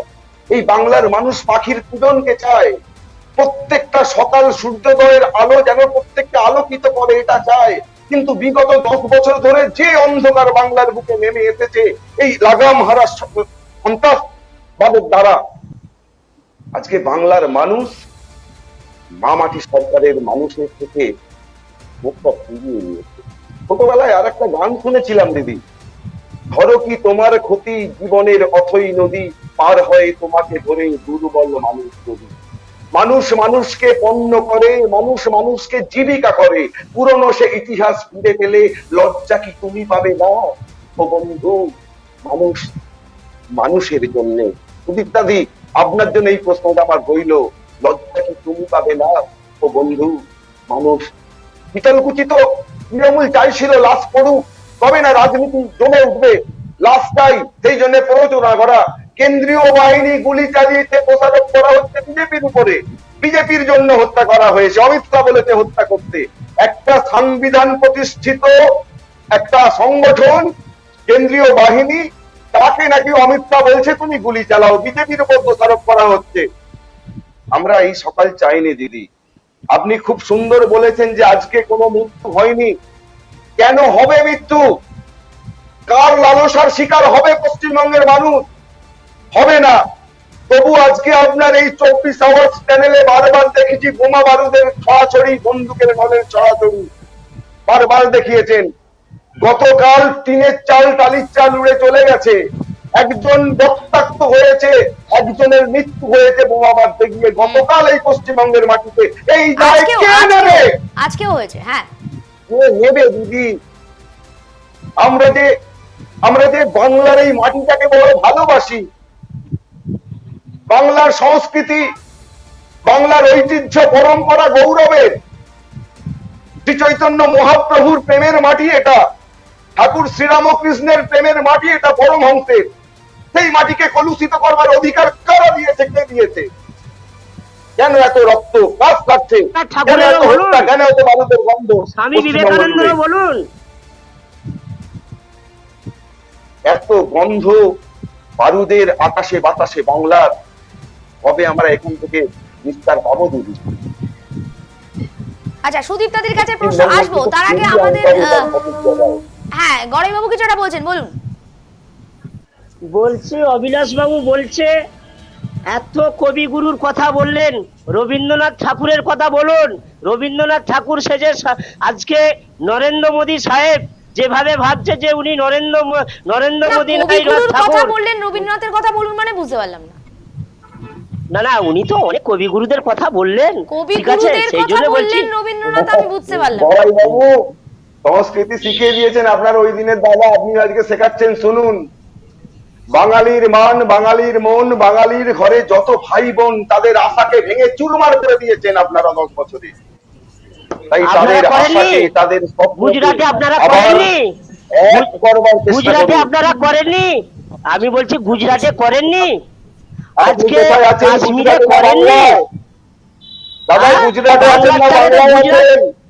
বাংলাটাকে তো গুজরাট সোনার গুজরাট হয়েছে। আপনারা যাদের শোষণ করছেন সেই গুজরাটের সংখ্যালঘু আপনার মনে নেই, আপনার মনে নেই গোদরাকাণ্ড, আপনার মনে নেই, আপনার মনে নেই গোদরাকাণ্ড, মনে আছে? বাবা আপনি অনেক পিছনে পড়ে আছেন দাদা। আবার সাম্প্রদায়িক, বিজেপি সাম্প্রদায়িক, বিজেপি সাম্প্রদায়িক, বিজেপি সাম্প্রদায়িক গন্ধটা মানুষ আর নিচ্ছে না। আপনার এই পুলিকে ভুলে গেছে। মাইনরিটি ছেড়ে হাজার হাজার মাইনরিটি উত্তাল হয়ে উঠছে। আজকে আপনাদের দ্বারাই একটু আগেই আপনার চ্যানেলে তাহলে বলেছি যে তাহলে আপনি আপনার আগের কথাটা উইথড্র করুন, যে লুঙ্গি পরা কথাটা উইথড্র করুন। আপনি লুঙ্গি পরা কথাটা উইথড্র করুন। আমি একটু বলবো, আমি একটু জানিয়ে দিই আপনাদেরকে, করোনা আক্রান্ত শশী পাজা, করোনা আক্রান্ত শশী পাজা হোম আইসোলেশনে রয়েছেন তিনি। আবারও এক করোনা আক্রান্তে হেভিওয়েট নেত্রী, করোনা আক্রান্ত শশী পাজা হোম আইসোলেশন রয়েছেন। কয়েকটি ব্রেকিং বলে দেবো। উত্তর দমদম বিধানসভার বিষয়পাড়ায় তৃণমূল বিজেপির হাতাহাতি। হাবড়া বিধানসভার 7 নম্বর বুথে গ্রামবাসী ও তৃণমূলের সমর্থকদের মারধরের অভিযোগ কেন্দ্রীয় বাহিনীর বিরুদ্ধে। আবার বলছি, হাবড়া বিধানসভার 7 নম্বর বুথে গ্রামবাসী ও তৃণমূলের সমর্থকদের মারধরের অভিযোগ কেন্দ্রীয় বাহিনীর বিরুদ্ধে। কলকাতায় করোনা সংক্রমণ ছড়াচ্ছে, রিপোর্ট বলছে মোট আক্রান্ত একদিনে 2568, মারা গেছেন 13 জন। করোনা আক্রান্ত শশী পাজা রয়েছেন হোম আইসোলেশনে। হ্যাঁ বলুন। আবার অভিলাষ বাবুর কেন্দ্র বাহিনীর টিম, আবার অভিলাষ বাবুর কেন্দ্র বাহিনীর টিম আবার আমি মেরেছে, সুদীপ্তাদির আবার কাছে আসবো। অত্যাচার করেছে। সুদীপ্তাদির কাছে অনেক প্রশ্ন ছিল সুদীপ্তাদির জন্য অভিলাষ বাবুর। হ্যাঁ সুদীপ্তাদি বলুন। অভিলাষ বাবু আসবো, আগে উত্তরগুলো নিয়ে নিই, নাহলে প্রশ্ন জমতে থাকবে। হ্যাঁ বলুন।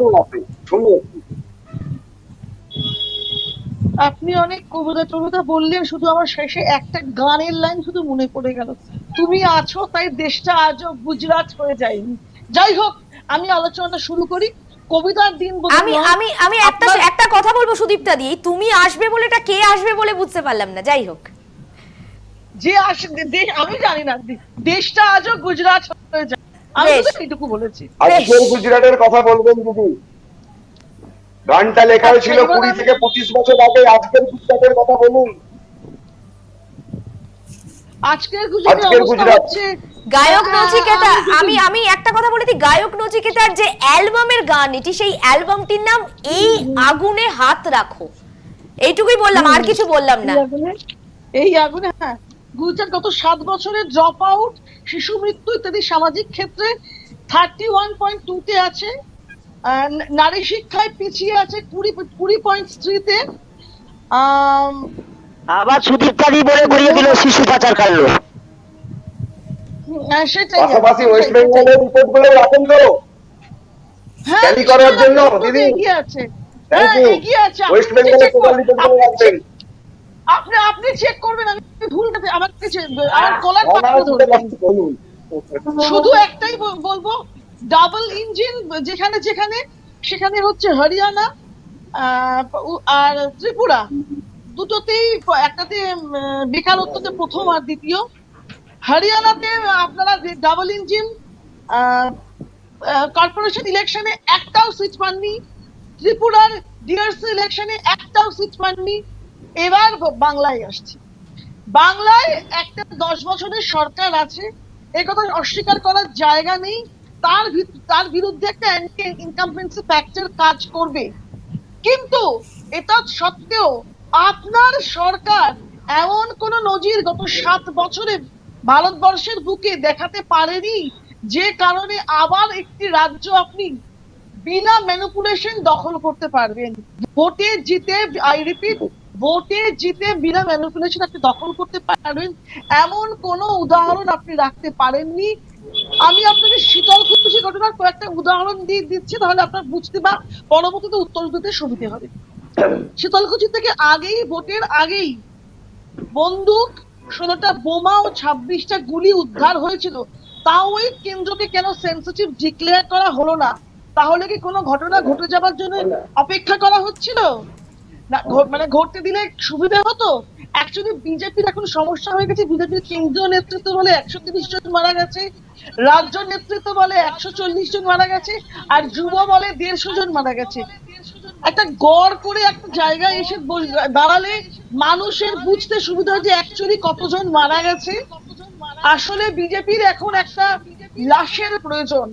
আমি আবারও বলছি, মৃতদেহ, লাশ, যা বলুন, একটা ডিপার্টমেন্ট, এবং যেখান থেকে মানুষের দুঃখকে বিক্রি করতে না পারলে বিজেপির এখন আর পায়ের তলায় কোনো মাটি নেই। কারণ জিডিপিতে এই মুহূর্তে ভারতবর্ষ তলার দিকে যাচ্ছে, আর গ্যাস, ডিজেল, পেট্রোল, যেগুলির উপর বেসিক একটা দেশের অর্থনীতি দাঁড়িয়ে থাকে, সে এখন আকাশের দিকে এগিয়ে চলেছে।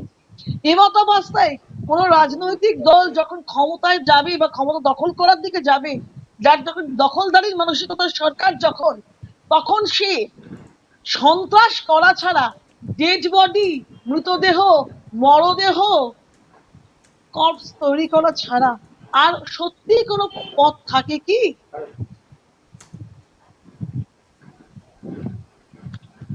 বিশেষ করে বিগত পঞ্চায়েত ভোটের পর থেকে হ্যাঁ হ্যাঁ শুনি।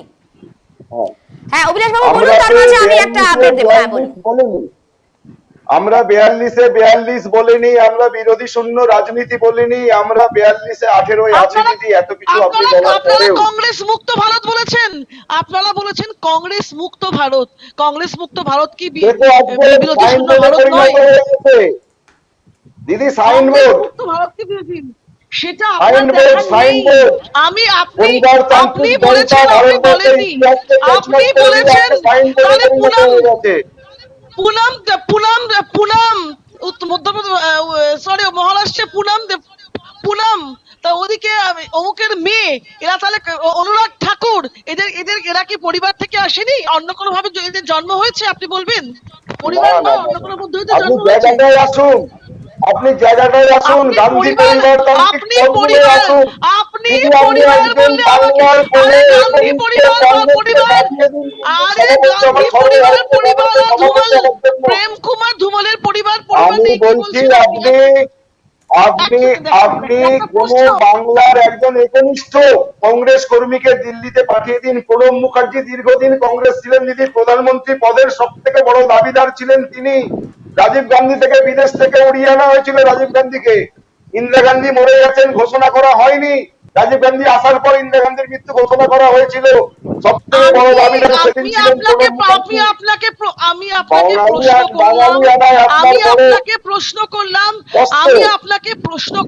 আমি আপনাকে একটাই ছোট্ট প্রশ্ন করলাম, প্রেম কুমার ধুমালের ছেলে অনুরাগ ঠাকুর কি ছেলে নয়? এগুলি কি পরিবার নয়? প্রমোদ মহাজনের মেয়ে কি পরিবার নয়? তাহলে এগুলি কি পরিবার নয়? এগুলি কি পরিবারের বাইরে অন্য কোনো সম্পর্ক? যদি থাকে, আমার অশিক্ষা কি, আমার অশিক্ষা কি? পরিবার আছে, অবভিয়াসলি পরিবার এগুলো, কিন্তু গান্ধী পরিবারের 70 বছরের প্রবণ জায়গায় আসুন, কোন পরিবার কোটা ঢুকেছে সেটা ভুলে যাচ্ছেন কেন? ছেলে কি ভাইপো নয়? আমি ছেলে কি ভাইপো নয়? আমি বলুন, 70 বছর 75 বছর আমরা স্বাধীনতা পার করলাম। আমি সুদীপ দাদির কথা শুনবো, আমি সুদীপ দাদির কথা শুনবো। হ্যাঁ আমি যেহেতু কংগ্রেস না, তাই কংগ্রেসের উত্তর আমি দিতে পারবো না। আপনি শুধু বিরোধী শূন্য বলেছেন বলি আপনাকে আমি উত্তরটা দিয়ে নেব, শেষ করিনি তার আগে আপনি বলে দিলেন। আপনি শুধু বিরোধের কথা বললেন বলি আমি আপনাকে আপনার দল কি বলেছে সেটা স্মরণ করালাম মাত্র। আমি বাংলায় থাকতে চাইছি, বাংলার বাইরে বেরোতে চাইছি না। আপনারাই গুজরাট, বিহার, মধ্যপ্রদেশ, উড়িষ্যা টেনে আনছেন, রাজস্থান টেনে আনছেন। আমি বাংলায়, বাংলা ষষ্ঠ দফা ভোট হয়ে গেল আজকে। বাংলায় একদম এর একটাই কারণ, আপনার বাংলা থেকে না বেরোলেই সুবিধে হয়, কারণ আমার বাংলাতে থাকার সুবিধে নেই, কারণ আপনার কোনো টেনিওর নেই বাংলায়। আমি কখনো বলতে পারবো না এই সময়টাতে আপনি সরকারে ছিলেন। শাসনে 10টা বছর কাটিয়ে এলাম, একটা গৌরবময় অধ্যায় আমরা পেরিয়ে এলাম। এত খুন, এত রক্ত, এত বারুদের গন্ধ, এত সন্ত্রাসবাদ, এত অনুপ্রবেশ, এত গোল্ডেন পিরিয়ড 10টা বছর কাটিয়ে এলাম। কি বলছেন আপনি বাংলায় নেই? আমি বাংলাতেই আছি। বুঝলাম না আমফান দেখলাম, আমার ত্রিপল চোর দেখলাম, চাল চোর দেখলাম, টিকা চোর দেখলাম, একটা গৌরবময় একটা অধ্যায় পেরিয়ে এলাম বাংলায়। আমি বাংলায় আছি। আপনি কিছু পরামর্শ করে মানুষের বলুন, আলোচনাটা শুনে আপনি, অর্থাৎ আপনার দলবীর কোন টেনিওর, কোনো পিরিয়ড, কখনো শাসন বাংলায় যেহেতু না, তাই আমি সেটাকে উদাহরণ হিসেবে আনতে পারছি না।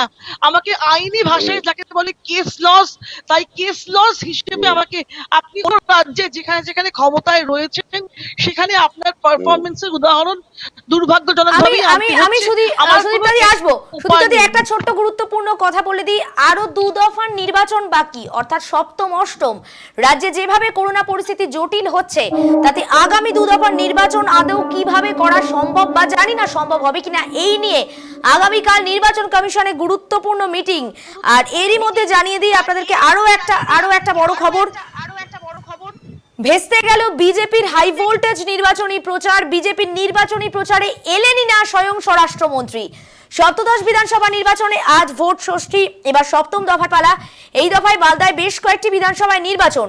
আগামী 26 এপ্রিল সপ্তম দফার নির্বাচনে মালদার কটি আসনে নির্বাচন হবে। নির্বাচন বিধি অনুযায়ী সমস্ত রাজনৈতিক দলকে সপ্তম দফার নির্বাচনে যে সমস্ত নির্বাচনগুলিতে নির্বাচন হবে সেই সবকটি জায়গায় আগামীকালের মধ্যে প্রচার শেষ করতে বলা হয়েছিল। তাই সপ্তম দফা নির্বাচনের আগে মালদা জেলার গাজল বিধানসভায় আজ হাই ভোল্টেজ জনসভার মধ্যে দিয়ে বিজেপি কিস্তিমাত করতে চেয়েছিল, বিশেষত গাজল ব্লক ভারতীয় জনতা পার্টি। স্বরাষ্ট্রমন্ত্রী অমিত শাহের জনসভা দিয়ে বড়সড় সভা করতে চেয়েছিল তারা। কর্মীরা এলেন, হেলিপ্যাড তৈরি হলো, করোনা বিধি, করোনা বাড়বাড়ন্তে 2000 কর্মী নিয়ে ব্যবস্থা করা হলো জনসভার কলেজ মাঠে। উপস্থিত হলেন বিজেপির সাধারণ সম্পাদক সায়ন্তন বসু, বিজেপির জাহাজ জলপথের মন্ত্রী মনসুখ মান্ডভিয়া, মালদা জেলা বিজেপির পর্যবেক্ষক শুভেন্দু সরকার, মালদা জেলা বিজেপি সভাপতি গোবিন্দচন্দ্র মণ্ডল, গাজল বিধানসভার বিজেপি প্রার্থী চিন্ময় দেব বর্মন। কিন্তু সভা চলার পর সুর কাটলো, এলেন না অমিত শাহ। অমিত শাহ আসতে পারেননি, তাই প্রচার যেভাবে শেষ করতে চেয়েছিল সেভাবে শেষ করা গেল না। যদিও সায়ন্তন বসু জানিয়েছেন অমিত শাহ না এলেও কর্মীদের উৎসাহ ছিল চোখে পড়ার মতো। সভায় আসা বা না আসার প্রভাব কি পড়বে ভোট সপ্তমীতে, এখন সেই দিকেই তাকিয়ে গাজল বিধানসভা কেন্দ্রের ভোটাররা, অবশ্যই রাজনীতিবিদরা। হ্যাঁ বলুন সুদীপ্তা দি। হ্যাঁ, মানে যেখানে ছিলাম আর কি। তো আজকে এবার ভারতবর্ষে যেহেতু আপনি মানে ভারতবর্ষের বাইরে, এই রাজ্যগুলির বাইরে, বাংলায় যেহেতু আপনার কোনো শাসনকাল কখনো ছিল না, স্বাধীন বা পরাধীন কোনো বাংলাতেই আপনি কখনো কোনো আসন দখল করতে পারেননি সেভাবে একাত্তা বিচ্ছিন্ন ভাবে ছাড়া। তাই আমি বারবার অন্য রাজ্যের উদাহরণ টানতে বাধ্য হচ্ছি। যদি কোনোদিন আমি আমার জীবন দশায় বা কখনো দেখতে পাই, আমি নিশ্চয়ই সেই উদাহরণ নিয়েই কথা বলবো। আমার মনে হয় এবার আপনাকে বোঝাতে সক্ষম হলাম। বেশ, গড়াই বাবু কি বলবেন? বাংলায় বিজেপি শুনতে পাচ্ছি না আমি বলবো যে এটাই, আজকে অভিলেষ বাবু এটা বুঝতে পারছেন যে অমিত শাহ, আজকে মমতা ব্যানার্জি অন্তত আমি ধরল, আমি মমতা ব্যানার্জির একজন সৈনিক হিসাবে আমি ধরল যে অমিত শাহ, নরেন্দ্র দামোদর মোদী, রাজনাথ সিং, এই একটা 65 বছরের মহিলা, জুতো পরা হয় চটি পরা মহিলা, তারা অন্তত এই গুজরাটি ভাইয়েদের তারা অন্তত পশ্চিম বাংলায় আসার জন্য ডেলি প্যাসেঞ্জারিটা করিয়ে দিয়েছে। এটাই আমি খুব ধন্য হয়েছি। আর এরা বাংলার কথা বলছে, বাংলায় যে 10 বছরে তৃণমূল কত মানুষের রক্তক্ষয়ী করেছে, অমুক করেছে, তমুক করেছে, নানান কথা বলছে। আজকে দেখুন, আজকে এরা কেন্দ্রীয় সরকারে রয়েছে, আজকে বাচ্চা বিক্রি করে দিল, তাতে জড়িয়ে বিজয়বর্গী, তাতে জড়িয়ে স্মৃতি ইরানি, কত লোক। আজকে এরা বড় বড় কথা বলে, এদের লজ্জা করে না? এদের লজ্জা করে না? আর এরা জিতবে কি করে বলে? অমিত শাহর মিটিং এ ক্যান্সেল করতে হচ্ছে, বাইরে থেকে লোক আনছে, লোক এনে ভিড় করাচ্ছে। মনে হয় মিটিং ক্যান্সেলের একটা যুক্তি সম্ভবত কোভিড এর কারণ হলেও হতে পারে, কিছু জানা যায়নি এখনো পর্যন্ত, জানা যায়নি। দিদি একটা কথা বলি, যেটা সুরিতাই বলুন, সুরিতাই বলুন। হ্যাঁ, হয়তো এই মিটিংটা কোভিড এর কারণেই হয়নি, কিন্তু অতীতে তো কিছু লোক হয়নি বলে না। সুদীপ্তা দি, মিটিং হয়েছে, অমিত শাহ আসেননি। মিটিং হয়েছে, অমিত শাহ আসেননি। হ্যাঁ, যাই হোক, মানে কিছু না কিছু অমিত শাহ এসেছেন, নাড্ডাজি এসেছেন, অথচ মিটিং হয়নি, মিটিং হতে পারেনি। আমরা তো এমনও দেখেছি। এই আর কি, আমি যদি উদাহরণ হিসেবে মনে করি, ভারতবর্ষের স্বরাষ্ট্রমন্ত্রী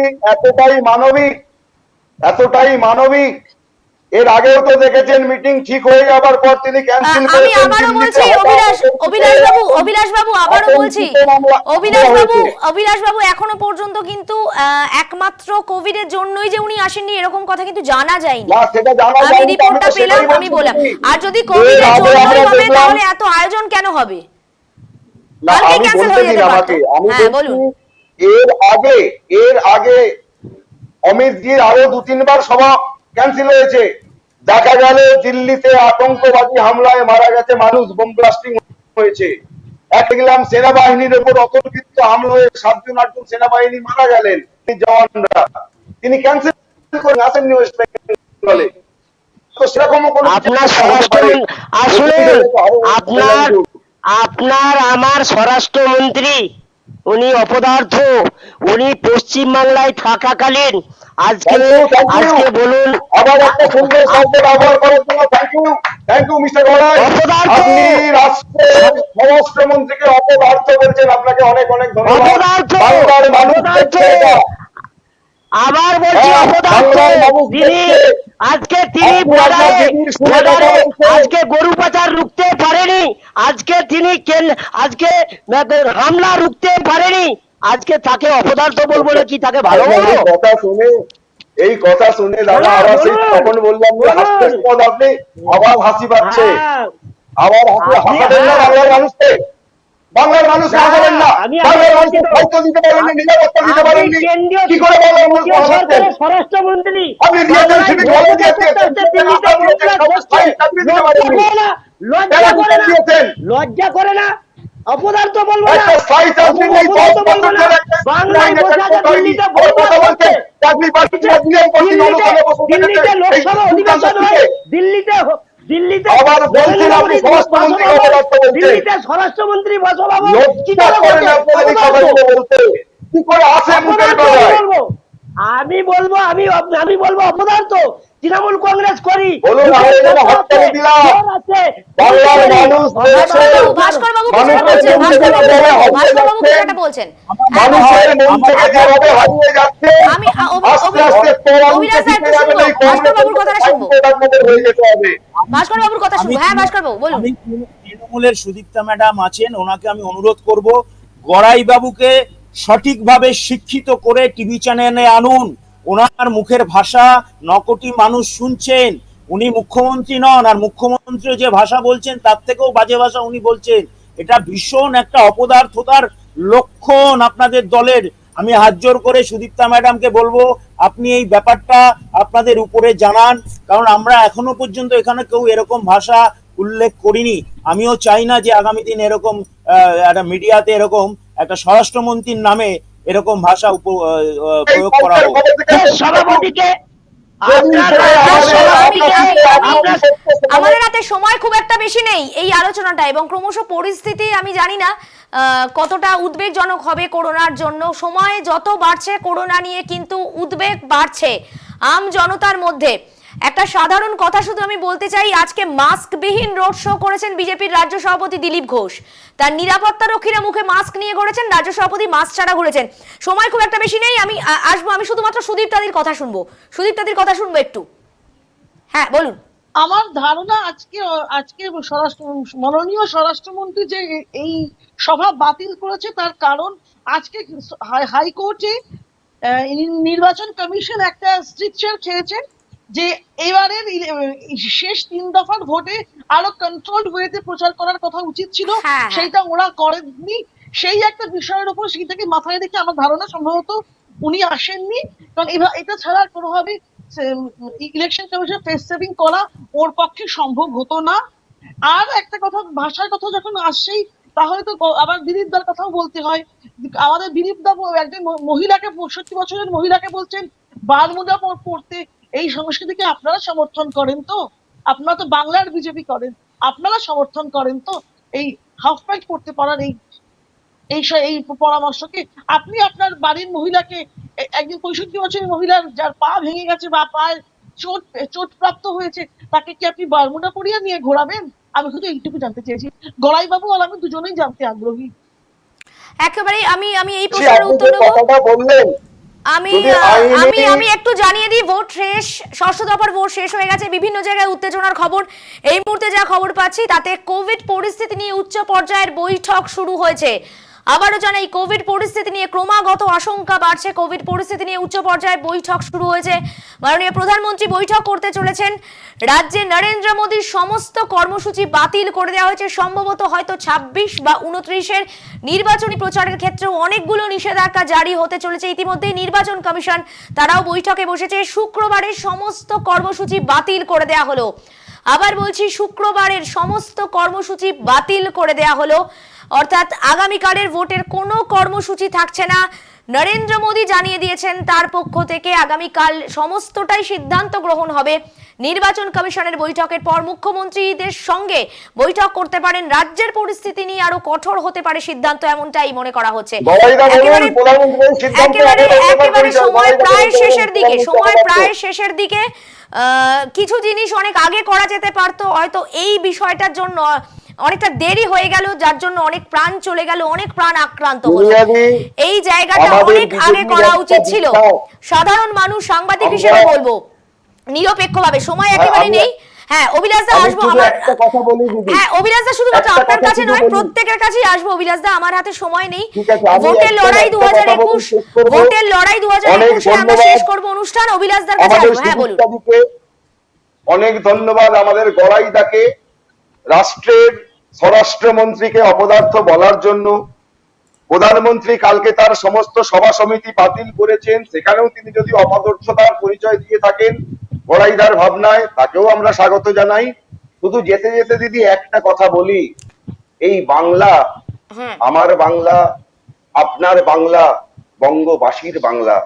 এই বাংলার মানুষ একদিন সেই দিন দেখবে, মানুষ একদিন কণ্ঠ মিলিয়ে সবাই বলবে, একদিন ঝড় থেমে যাবে, এই বাংলা আবার শান্ত হবে, এই বাংলা আবার স্নিগ্ধ হবে, এই বাংলা আবার শুদ্ধ হবে। ধন্যবাদ ধন্যবাদ আকাশ আলোয় উঠবে গড়ে, বসতি আবার উঠবে গড়ে, জীর্ণ মতবাদ সব ইতিহাস হবে, বাংলা আবার সোনার বাংলা। ধন্যবাদ ধন্যবাদ অভিলাষ বাবু। আরো খুশি হতাম ব্যক্তিগতভাবে যদি শুধুমাত্র বাংলা নয় সার্বিকভাবে ভেবে বলতেন পৃথিবী আবার শান্ত হবে। আমি আসবো গড়াই বাবুর কাছে। হ্যাঁ গড়াই বাবু বলুন, খুব সংক্ষেপে। আমি অভিলাষ বাবুর কথাই বলি। ভারত আমার, ভারতবর্ষ স্বদেশ আমার স্বপ্ন গো, তোমাতে আমরা লইয়া জন্ম, ধন্য হয়েছি ধন্য গো। বেশ, সত্যি ধনধান্যে পুষ্পে ভরা আমাদের এই বসুন্ধরা। আজকে বিশ্ব বসুন্ধরা দিবস, তাই আবারও বলবো বাংলা বা দেশ নয় পৃথিবী ভালো থাকুক। হ্যাঁ আসবো ভাস্কর বাবুর কাছে। শেষের দিকে একটাই কথা বলার, ভোটটা তো মোটামুটি শান্তিপূর্ণভাবে হলো, এবং ভোট পরবর্তী যাতে কোনো হিংসা না হয় সেটা আমরা সবাই এখানে যারা আছি আশা করি এটাই কামনা করব। কারণ ভোট শেষ হওয়ার পরও আরো অনেক রকম শান্তি, ভোট পরবর্তী হিংসা যাতে না হয় অবশ্যই। হ্যাঁ না হয়, এটা আমাদের এই চ্যানেল থেকে একটা বার্তা আশা করি সবার কাছে যাবে, সব দলের কাছে, এবং সবাই যাতে শান্তিভাবে থাকে এবং সবাই যাতে সুস্থ থাকে এই কামনা করব। ধন্যবাদ ভাস্কর বাবু। সুদীপ্তা দি। উইদাউট বর্ডার্স এর রিপোর্ট ওয়াইজ 180টা দেশের মধ্যে 142তম অবস্থানে আমাদের ভারতবর্ষ আছে। আমি শুধু এইটুকুই বলবো যে ওই আমেরিকার এই ভদ্রলোকের মতো আমাদের দেশের গণতন্ত্র বলছে আই কান্ট ব্রিথ, এটা যেন না হয়। বাংলার ভালো হোক, দেশের ভালো হোক। একেবারেই ধন্যবাদ জানাই প্রত্যেককে। গড়াই বাবুকে ধন্যবাদ, সুদীপ্তা দিকে ধন্যবাদ, ধন্যবাদ জানাই অভিলাষ বাবুকে, একটা কথা বলে শেষ করব। ধন্যবাদ জানাই ভাস্কর বাবুকে। সময় নেই দাদা আমাদের, তাহলে সবাইকে কথা বলে শেষ করব, পার্সিয়ালিটি করতে পারবো না। অনেক ধন্যবাদ। আবার আসবো, আবার নিশ্চয়ই আগামীতে এই নিয়ে কথা বলবো। ধন্যবাদ জানাই প্রত্যেককে আমাদের সঙ্গে থাকার জন্য। ভোটের লড়াই 2021 আজ জিনার সঙ্গে এই পর্বে এখানে অনুষ্ঠান শেষ করব। শুধু প্রত্যেকের উদ্দেশ্যে একটাই কথা বলবো, লড়াইটা চলছে, শুধুমাত্র ভোট নয়, লড়াইটা জীবনের, লড়াইটা প্রত্যেকটা মুহূর্তে সমাজের, লড়াইটা প্রত্যেকটা মুহূর্তে বেঁচে থাকার, একটু ভালো থাকার লড়াই। তাই অনুগ্রহ করে ভালো থাকার চেষ্টা করুন, কারণ শেষমেশ ভালো থাকার ইচ্ছেগুলোই ভালোবাসাকে, ভালো থাকাকে বাঁচিয়ে রাখে। ভালো থাকবেন প্রত্যেককে, কোনো রকমের কোনো অশান্তির সঙ্গে জড়িত হবেন না, অনুগ্রহ করে মাস্ক পরবেন, করোনার থেকে সাবধানে থাকুন, আতঙ্কে নয়, অবশ্যই প্রয়োজনীয় বিধি নিয়মাবলী পালন করুন, সুস্থ থাকুন, নিজে সুস্থ থাকুন, পরিবারকে সুস্থ রাখুন। আজ ভোটের লড়াই 2021 এই পর্বের অনুষ্ঠান জিনা শেষ করছে এখানেই। তবে দেখতে থাকুন 24 আওয়ার্স টিভি, সবার পাশে সব সময়। সময় শেষ। এই মুহূর্তে ভোটের লড়াইয়ে আমাদের সঙ্গে প্রতিনিধিরা যারা ছিলেন তাদেরকে সকলকে জানিয়েছি ধন্যবাদ। আপনাদেরকেও আরো একবার ধন্যবাদ। ষষ্ঠ দফার নির্বাচন শেষ, অর্থাৎ ভোট পুজোর ষষ্ঠী পেরিয়ে গেল। যদি দুর্গাপুজো হতো বলতাম বোধনের দিন। জানি না এই মুহূর্তে কোনো দেবদেবীর নাম নিলেও তার মধ্যে রাজনৈতিক রং লাগছে কিনা, তবে হ্যাঁ, পরিষ্কার আমার চোখে দুটো রং, একটা সাদা একটা কালো। তাই খারাপকে খারাপ, অন্যায়কে অন্যায় বলতে হবে, সাদা শুভ্র যা ভালো তাকে আপন করে নিতে হবে। আজ বিশ্ব বসুন্ধরা দিবস। পৃথিবীর মতো সহনশীল হতে পারবো কিনা জানি না, তবে এই প্রার্থনা করব আমরা সকলে আরো অনেক ভালো থাকবো। ধন্যবাদ। শেষ করছি ভোটের লড়াই 2021 জিনা এই পর্বে। দেখতে থাকুন 24 আওয়ার্স টিভি, সবার পাশে সব সময়।